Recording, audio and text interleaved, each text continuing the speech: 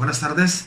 Vamos a aprovechar este documento a través de este medio para hacer una retroalimentación de los temas que a través del curso y las actividades contenidas en el mismo se han venido realizando por parte de ustedes y se han investigado en la bibliografía que se ha recomendado, como es el libro de Rafael Regina Villegas, titulado Compendio de Derecho Civil 2, Bienes, Derechos Reales y Sucesiones. También ahí en el curso me permití enviarles una antología, además también el auxilio de nuestro Código Civil en el apartado que corresponde a los temas del patrimonio, iniciando con el patrimonio y la forma de transmitir la propiedad. Me permitiré entonces en este momento, así de manera muy general, en el ánimo pues de que ustedes este comentario, esta información, pues la compaginen con la información que ustedes tienen y de quien me han hecho el favor de mandarme al curso. Me referiré de forma inmediata a lo que es el patrimonio. Yo he mencionado en ocasiones que hemos tenido la oportunidad de estar en contacto a través del chat o la videoconferencia, y lo reitero, es el conjunto de bienes, derechos, cargas y obligaciones que le pertenecen a una persona. Es decir, nuestro patrimonio como tal se conforma definitivamente del conjunto de bienes, pero a la vez que tenemos bienes también tenemos derechos y tenemos obligaciones y tenemos cargas que son muy similares a las obligaciones, nada más que la obligación va en un sentido estrictamente coactivo y la carga puede ser solamente imperativa o puede ser facultativa, pero también implica cumplir con ellas. Pero referirme al patrimonio es porque, si ustedes recuerdan el curso que vieron a las personas y referían ustedes los atributos de las personas físicas, decía que un atributo de la persona física, entre su nombre, su nacionalidad, su estado civil, también aparecía el patrimonio como tal. Y entonces en este curso pues estamos analizando propiamente el patrimonio y la forma de transmitir la propiedad del patrimonio. Referirme al patrimonio es analizar de forma muy amplia lo que son los bienes. Y los bienes están establecidos como el conjunto de objetos, el conjunto de cosas, el conjunto de muebles, como nosotros lo conocemos de forma muy coloquial, aunque ya aquí en el derecho tenemos que separar qué es un bien mueble y qué es un bien inmueble y un bien mueble. Pero en este caso, referirnos pues que es importante conocer el patrimonio de las personas, porque de ahí se determina si la persona a quien nos referimos tiene un superávit patrimonial o un déficit patrimonial. Es decir, nuestro patrimonio se divide en elementos positivos y elementos negativos. Los elementos positivos del patrimonio son los derechos y los bienes. Los elementos negativos del patrimonio son las cargas y las obligaciones. Por tanto, entonces, para nosotros, cuando hacemos el análisis jurídico, yo puedo determinar, en función a conocer el patrimonio de las personas, si esta persona es apta para que pueda contraer más obligaciones contra terceros o obligaciones civiles.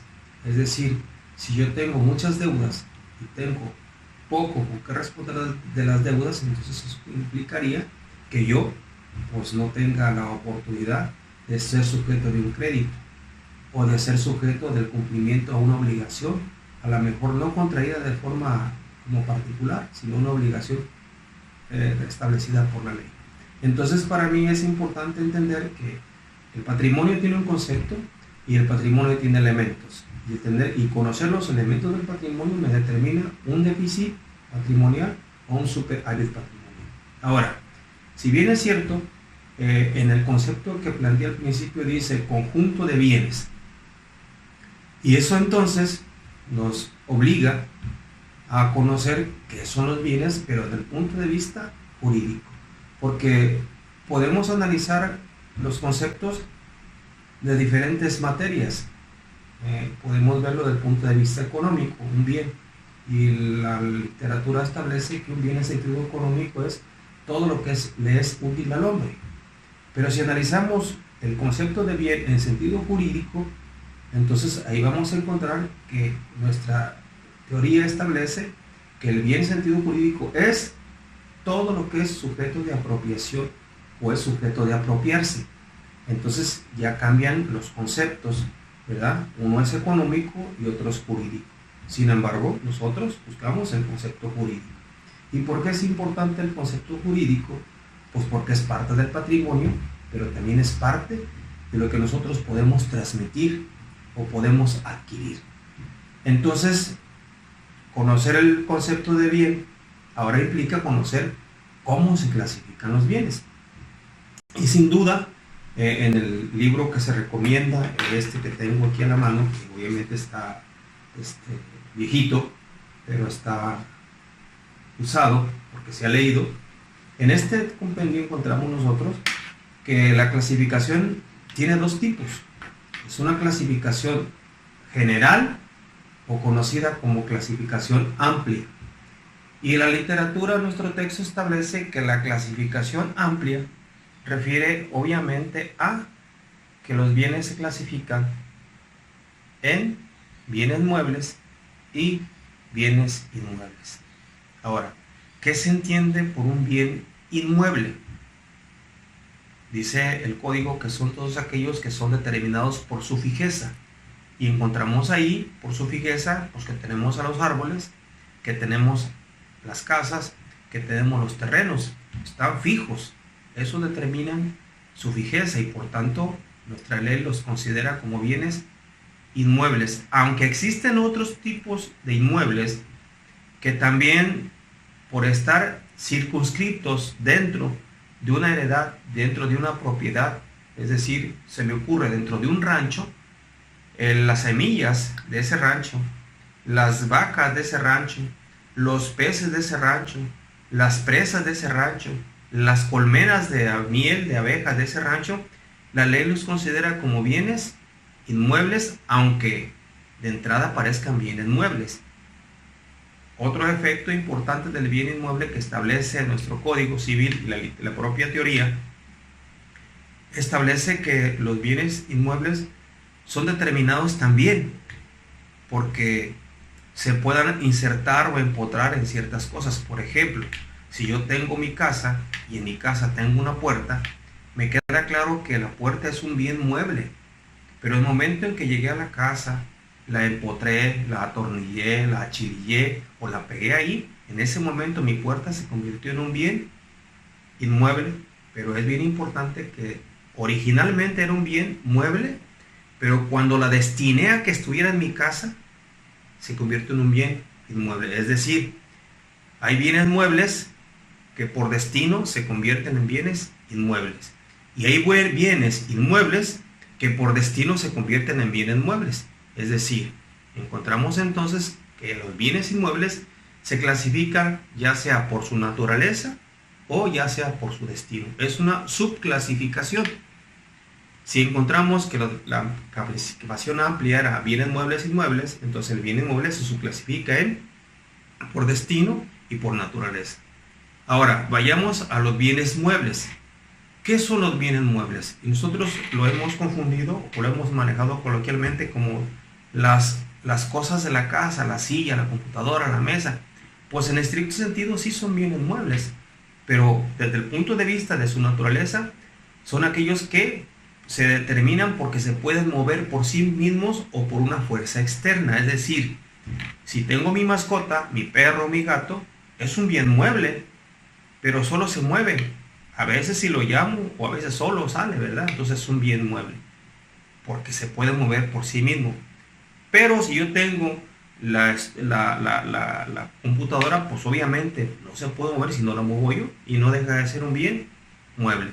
Entonces esa clasificación amplia de los bienes se subdivide en dos, ¿verdad? Bienes inmuebles y bienes muebles. Y la subclasificación de los bienes inmuebles se refiere, repito, a por destino y por naturaleza. los bienes muebles también se subdividen por destino y por naturaleza. Entonces, para mí es sumamente interesante que les quede claro esta situación. Ahora, también los bienes se clasifican de otra forma. Es una clasificación estricta, o sea, más exigente. Y podemos encontrar que bienes fungibles, bienes no fungibles, bienes consumibles, bienes no consumibles, bienes mostrencos, bienes vacantes, bienes nullius. Es decir, cada uno de estos conceptos están contenidos en el propio libro que se ha recomendado y también contenidos en el Código Civil, que son a lo mejor no definidos, pero sí están explícitamente narrados en alguna hipótesis del Código Civil para el Estado de Colima y también en el Código Civil Federal. Entonces quiere decir que hablar de bienes es hablar del concepto y hablar de su clasificación. Y esto es sumamente importante para el estudioso del derecho, porque cuando vaya a ver o determinar el cumplimiento de una obligación que se traduzca en entregar un bien, pues hay que saber qué tipo de bien está refiriéndose. Y hay que ver qué tipo de bien se está reclamando y cómo me lo van a tener que cumplir o tener que pagar.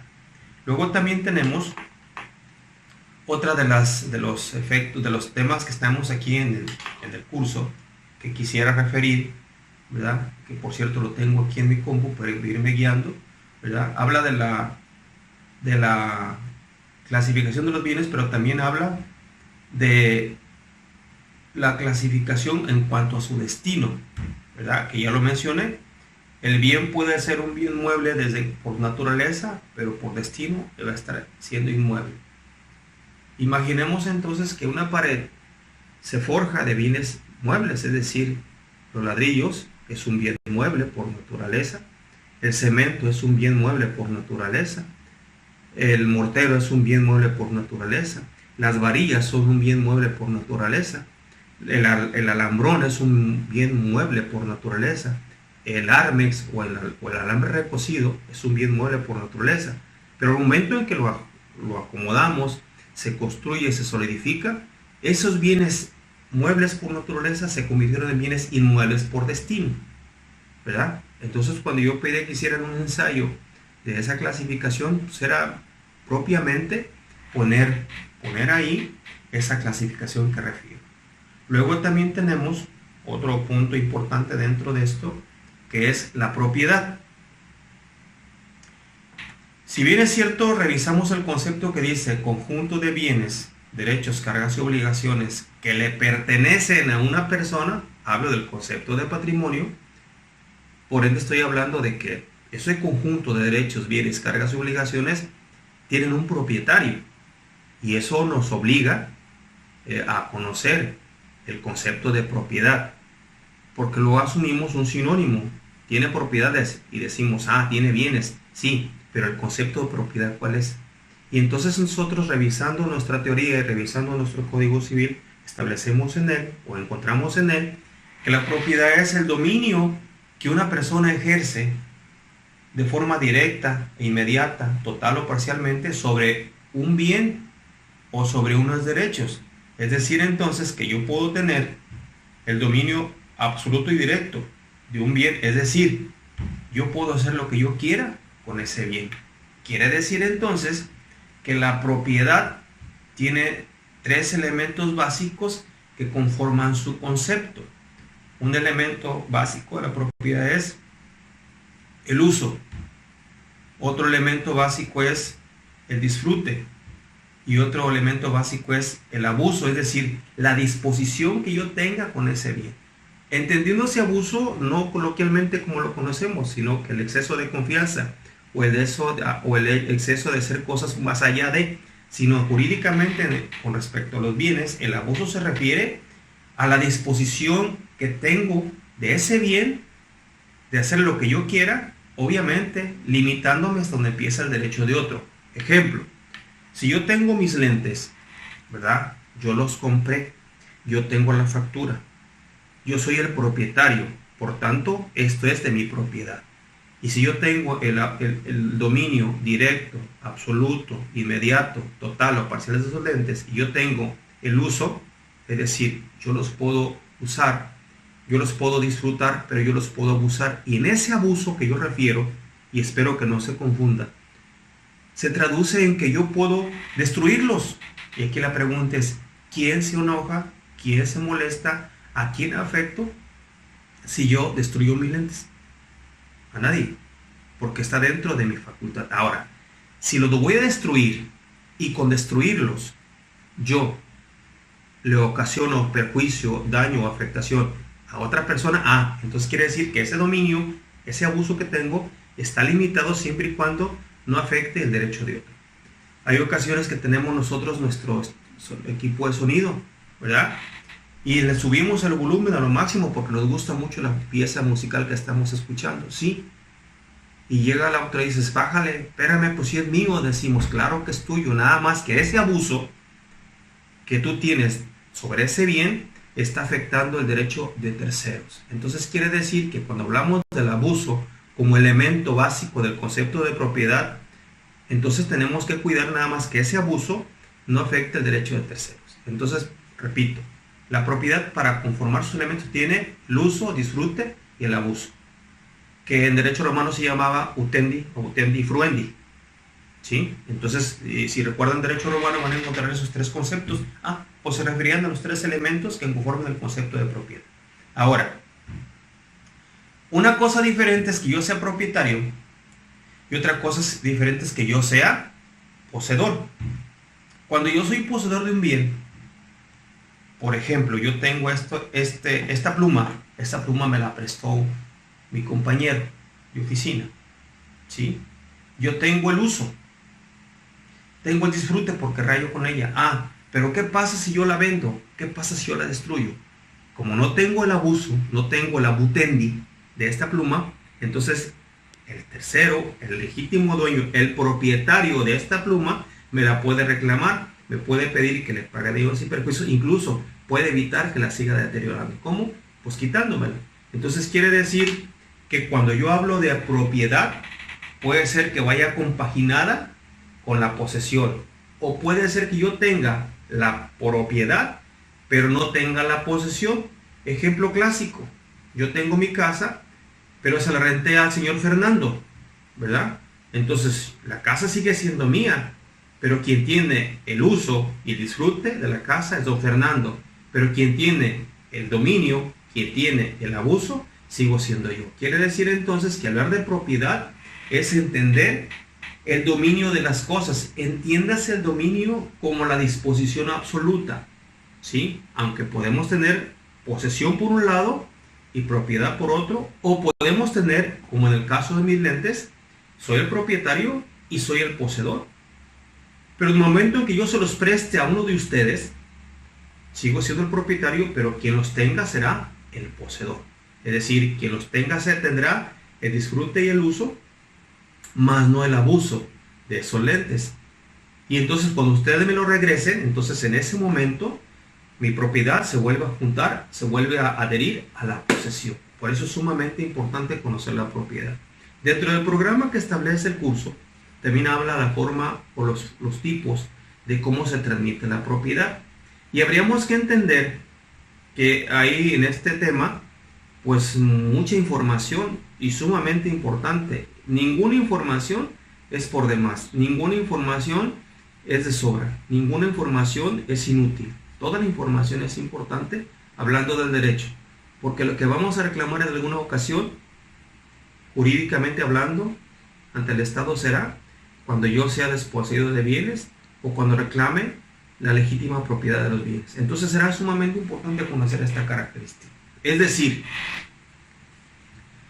hablar de propiedad es hablar de disposición.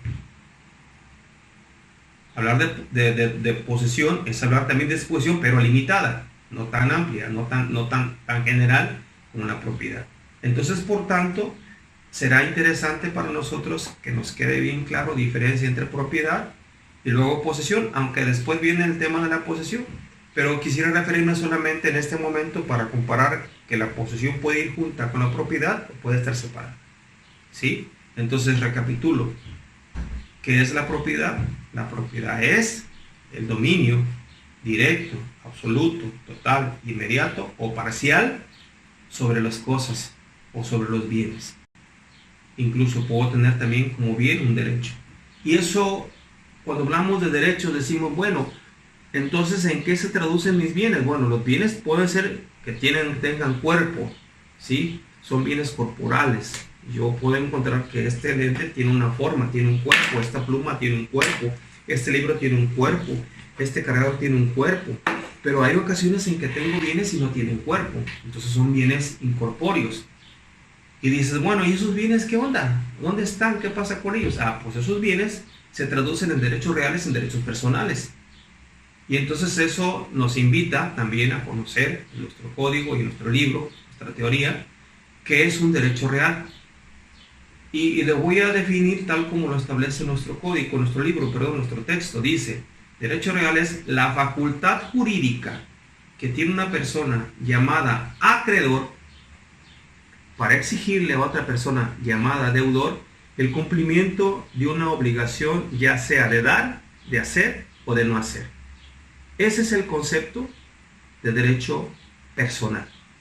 Ahora, si analizamos nosotros el concepto del derecho real, nuestro libro establece que el derecho real es, o nuestro autor del libro establece, que el derecho real es la facultad jurídica que tiene una persona sobre los bienes. Es decir, estamos hablando que derecho real es sinónimo de propiedad. Por eso entonces, cuando hablamos de propiedad, estamos hablando de derecho real.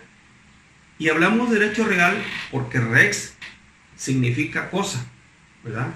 Y la cosa tenemos como sinónimo los bienes. Entonces, cuando hablamos de rex, estamos hablando de real. Y si hablamos de real, estamos hablando de cosas. Por tanto, entonces, si yo tengo este libro que yo adquirí en la librería hace muchos años, en este libro, yo tengo la propiedad. Y por tanto, tengo el derecho real de este libro. Pero, ¿qué pasaría si este libro yo le digo a mi compañero, amigo, te lo presto por 3 días? Yo se lo presté porque tengo el dominio de ese libro. Como lo dije al principio, tengo el abuso. ¿Entiendes? El abuso como el dominio. Entonces tengo ese abuso y ese dominio. Entonces yo, como es mío, ¿quién se molesta porque se lo presté a un amigo? Nadie se molesta. Pero se lo presté solamente para 8 días. Cuando yo llegan 8 días y mi amigo no me regresa ese libro, entonces yo voy a ejercer mi derecho personal. Voy a exigir la facultad, voy a tener la facultad de exigirle que me regrese el libro. Quiere decir entonces que el derecho personal y el derecho real también pueden convivir juntos o también pueden aplicarse de forma separada. Entonces, para nosotros será importante tener los conceptos de derecho real y derecho personal. Entiendas el derecho real como si fuese el sinónimo de propiedad. Entonces, para nosotros, estudiosos del derecho, pues va a implicar que yo también conozca esos dos conceptos. Ahora, si nosotros revisamos, por otro lado, las formas de adquirir la propiedad, yo decía que hay formas de cómo nos hacemos de bienes.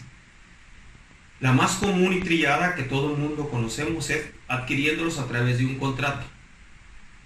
Yo voy a la tienda y compro un café y ese café es mío, ¿verdad? Yo soy el propietario de ese café. A lo mejor el bien es consumible, sí, porque desde 4 sorbos me lo terminé, pero ese café era un bien corpóreo y ese bien corpóreo nomás lo que tenía que era consumible. Yo decido si me lo tomo en 4 sorbos o me lo tomo mañana, pero va a ser un bien consumible porque se va a consumir. Sin embargo, también es un bien corpóreo porque el café tiene cuerpo, es líquido y toma el cuerpo del vaso, de la taza o del tarro que se tome. Sin embargo, sigue siendo de mi propiedad porque yo lo adquirí a través de pagar algo por él. Es decir, contraté o celebré un contrato de compraventa del café. Una forma de adquirir la propiedad. Otra forma de adquirir la propiedad, a lo mejor no es pagando. Alguien me dice, Francisco, te regalo este libro. No lo pagué. Pero en ese momento celebré un contrato de donación. Porque el señor que me regaló el libro, pues ese don se identifica regalo, ¿verdad? Por eso decimos a veces, oye, fulano tiene un don, pues es un regalo al final de cuentas. Entonces, si hablamos de don, y hablamos de donación, estamos hablando de un regalo. Y es otra forma de recibir bienes, adquirir bienes a través de un contrato, pero ya no de compraventa, un contrato de donación. Otra forma de adquirir bienes es a través de la permuta, es decir, el intercambio de cosas. Yo intercambio mis lentes por otro libro, o yo regalo o intercambio mi libro por una lap. A lo mejor tengo que dar un poquito más de dinero o tienen que dar un poquito de dinero, pero al final de cuentas es un intercambio. Y es una forma de adquirir bienes. Quiere decir entonces que los contratos, ya sea de compraventa, ya sea de donación, ya sea de permuta, es una forma de adquirir la propiedad. Otra forma de adquirir la propiedad es a través de la figura llamada accesión. Es una figura que está perfectamente establecida en nuestro Código Civil y perfectamente establecida en el propio libro de Regina Villegas Rafael, donde establece la accesión. ¿Y qué es la accesión? Lisa y llanamente es la incorporación que se hace de un bien a otro bien, pero que esa incorporación puede tener dos orígenes: un origen natural y un origen artificial. Ojo, no pierdan de vista que se llama incorporación, algo que se adhiere, un bien que se adhiere a otro bien. Y cuando hablo de la accesión natural, nuestra teoría establece propiamente ese efecto, esa accesión, cuando se refiere a los arrastres que hacen los arroyos. ¿Sí? Hay ocasiones que la crecida del río, la crecida del arroyo, va arrastrando sedimentos y los va depositando terreno abajo, según la pendiente que tenga el río, y va extendiendo los terrenos. A lo mejor la persona río abajo tenía 1 hectárea y ya cuando empezó a dejar su terraplén, le aterró ahí, le dejó 2 hectáreas. Obviamente esa tierra era de alguien. Ese sedimento que arrastró paulatinamente el río, se lo trajo de diferentes predios río arriba y lo fue depositando hasta hacer un terraplén. En ese momento tenemos una accesión, pero que se hizo por río y lo hizo de forma paulatina, ¿verdad? Entonces ahí tenemos una aluvión, es decir, el acrecentamiento paulatino de los terrenos se llama aluvión. Porque hay otra forma, y regresamos al mismo ejemplo del río. El río arrastra un pedazo grande, una porción grande del terreno, y esa porción, como la crecida fue bastante grande, y generalmente se da en tiempo de ciclones, cuando hay varias, o cuando están grandes las crecidas del río, esa porción arrastró un bloque de terreno y lo depositó río abajo en otro predio. Pues entonces se llama abulsión. Quiere decir entonces que allí, a través de la naturaleza del río, a través de las cuestiones climáticas, un predio perdió un terreno que se depositó río abajo en otro. Entonces es una forma de incorporarse. ¿Se incorporó paulatinamente o se incorporó un terreno grande? Entonces ahí encontramos nosotros la forma de la accesión natural a través del aluvión y la abulsión. Tenemos otra forma del aspecto natural, que sería el nacimiento de una isla o el cambio del cauce del río. Eso también son otros dos aspectos que tiene obviamente la accesión natural, que también se da por cuestión del río. Ahora, si nosotros fuimos al río, hicimos una represa y desviamos el río, ya no es una accesión natural, porque ya intervino la mano del hombre. Ya metimos nosotros, como decimos coloquialmente, metimos la cuchara. Si llevé la máquina para que se desviara con la intención de que el río afectara a mi vecino, para que ese terreno me lo depositara a mi lado, ya no estoy hablando de una accesión natural, estoy hablando de una accesión artificial. Luego entonces, conocer este tipo de accesión artificial, que implica que exista la mano del hombre o la intención del hombre para ello.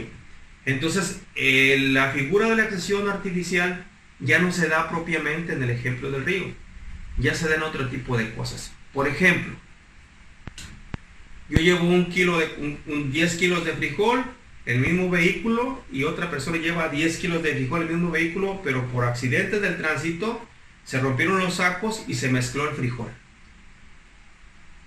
Aquí la bronca sería, ¿quién es el dueño del frijol? Si el mismo frijol es de la misma variedad, ¿verdad? Entonces, aquí estaría fácil determinar, pues pesamos 10 kilos y 10 kilos y los 10 kilos serían para cada quien.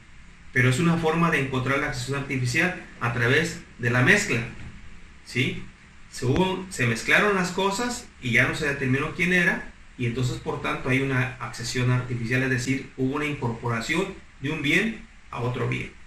Y en nuestro código y libro van a encontrar los otros tipos. La accesión artificial, que se refiere a la mezcla, se refiere a la confusión y se refiere propiamente a la especificación. Entonces quiere decir que en esta cosa de la accesión artificial ya no interviene la mano del hombre. Digo, ya interviene la mano del hombre, pero ya no con intención de perjudicar, porque nuestro código dice, si hay buena fe, sucede esto. Si hay mala fe, sucede esto. Aquí viene la posibilidad y aquí viene la recomendación.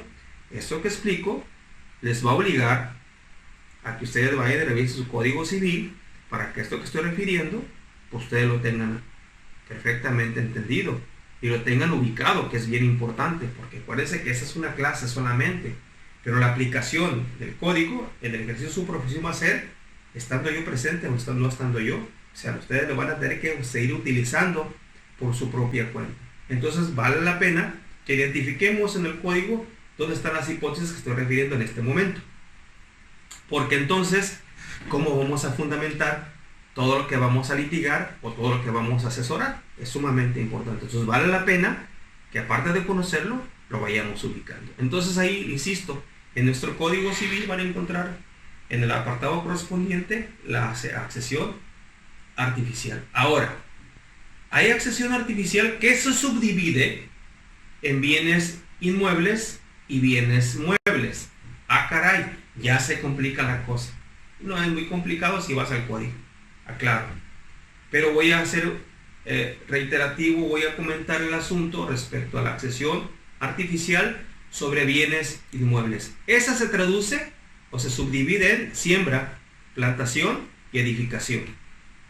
Y sobre bienes muebles se refiere a confusión, mezcla y especificación. Entonces para nosotros vamos a encontrar un montón de figuras que nuestro código está definiendo, nuestro código lo está diciendo.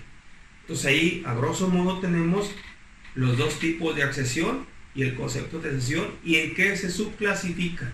Entonces reitero la invitación, vayamos a nuestro código, vayamos a ver este libro que también viene cosas muy importantes sobre ello. Incluso los conceptos que no tiene el código, Rogina Villegas los establece perfectamente. Bien, ahora vayamos a ver otro tema relativo a las cuestiones de los frutos. Hay ocasiones que yo adquiero la propiedad no por accesión, sino porque mi gallina, la que yo compré, tuvo pollitos, o porque mi mascota, mi cachorro, mi gata tuvo gatitos, ¿verdad? Es otra forma de adquirir la propiedad, pero ahí no se incorporó, ahí hubo frutos, ¿sí? Es decir, mi gallina tuvo pollitos, y aquí la pregunta es, ¿quién me da la factura de los pollitos para acreditar que es mía? Nadie, ¿verdad? Solamente la forma de adquirir la propiedad es a través de la famosa extensión de dominio. Como la gallina es mía, por ende los pollitos son míos, aunque no tenga la factura. Quiere decir entonces que legalmente, a través de la figura llamada extensión de dominio, esos pollitos son míos. Y es otra forma de adquirir la propiedad. Quiere decir entonces que la gallina puede tener frutos. Mi árbol de limón tiene frutos. Mi árbol de mango tiene frutos y los mangos son míos, porque el árbol es mío, porque el árbol está plantado en mi terreno. Quiere decir entonces que el terreno es mío, el árbol es mío y los frutos son míos. Entonces quiere decir que nuestro código establece entonces tres formas, tres clasificaciones de frutos. Hay frutos civiles, frutos naturales y frutos industriales. ¿Cuáles son los frutos naturales? Los que la tierra da de forma espontánea. Palabras más, palabras menos, lo que dice nuestro código. ¿Cuáles son los frutos civiles? Aquellos que yo cultivo la tierra. Yo cultivo la tierra y por tanto sus frutos son los frutos civiles. ¿Cuáles son los frutos industriales? Aquellos que generan mi bien con respecto a rentas o intereses. Por ejemplo, tengo una casa y yo la rento, esa casa me está dando frutos. ¿Pero qué tipo de fruto me da esa casa dada de arrendamiento? Pues me está dando frutos de carácter civil, me está dando ganancias. Yo tengo en mi terreno, de forma espontánea, salió una planta exótica y vendo los frutos. Pues esos frutos son míos porque son frutos naturales, no los cultivé yo, pero eso están dentro de mi propiedad y por tanto entonces tengo yo la propiedad de esos frutos. O en su defecto, sí me puse a cultivar la milpa, ¿verdad? Y los frutos de la milpa son míos porque son frutos industriales, yo los cultivé. Esa información, que la digo genéricamente, la estoy hablando de forma muy general, está perfectamente establecida en nuestro Código Civil, en nuestro libro que estoy recomendando. Incluso, señores jóvenes, está en la antología que ya obra en su curso, como bibliografía que está integrada ahí. Luego entonces, ya para concluir este tema, tenemos por aquí la copropiedad. Y la copropiedad, muy similar a la propiedad, nada más cambia un poquito el aspecto. En la propiedad, como la mencioné, es un dueño y varias cosas. Porque puede ser que una persona tenga casa, carro, caballos, chivas, vacas, gallinas, gato, perro, reloj, dinero. Esos son bienes, es decir, tiene un conjunto de bienes y son de un solo dueño. Y en la copropiedad es un poco variante el asunto. Son una cosa o varias cosas con varios o más de dos dueños. Es decir, yo ya comparto esa propiedad con otra persona. Y que el origen de esa copropiedad puede ser que yo me puse de acuerdo con Juan y decidimos entre los dos comprar un carro. Y con Juan soy copropietario. Va a depender de cuánto aportamos para el carro. Si el carro costase entre 400,000 pesos y Juan aportó 200 y yo aporté 200, pues yo soy copropietario en la parte proporcional de 200,000 pesos con respecto al carro, a la parte que tiene Juan. Y Juan ahora mismo pasa lo mismo conmigo. Juan es copropietario de 200,000 pesos con respecto a mi parte. Y aquí la pregunta es, ¿cómo determinamos cuál es la parte de Juan en el carro y cuál es la parte de Francisco en el carro? Entonces aquí viene, nuestra literatura establece un concepto que se llama parte alícuota, es decir, una parte mental aritmética en un sentido de quebrado que determina que es mi propiedad. Pero no puedo determinar en el objeto, a menos de destruirlo, cuál es mi propiedad. Fíjense, tengo que destruirlo para ser mi propiedad. ¿Cómo destruirlo? Pues tengo que partirlo a la mitad. Y aquí la pregunta ¿es factible que yo parta el carro a la mitad y siga teniendo mi vehículo usando? Ya no. Tendré solamente un parte de un vehículo. Por tanto, entonces, es importante determinar el concepto de la parte alícuota dentro de la copropiedad. Porque la parte alícuota se refiere a la parte gramatical aritmética en sentido de un quebrado que es mío.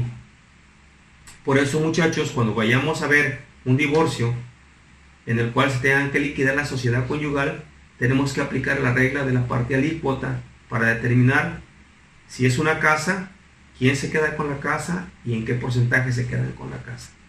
Ahora, como somos copropietarios con Juan y yo ya no quiero ser copropietario de Juan, decido vender mi parte, yo tengo que hacer valer un aspecto del derecho que dice el derecho del tanto, es decir, debo ofrecerle primero a Juan mi parte alícuota, porque Juan, bajo ese derecho del tanto, tiene preferencia que yo le ofrezca primero a él.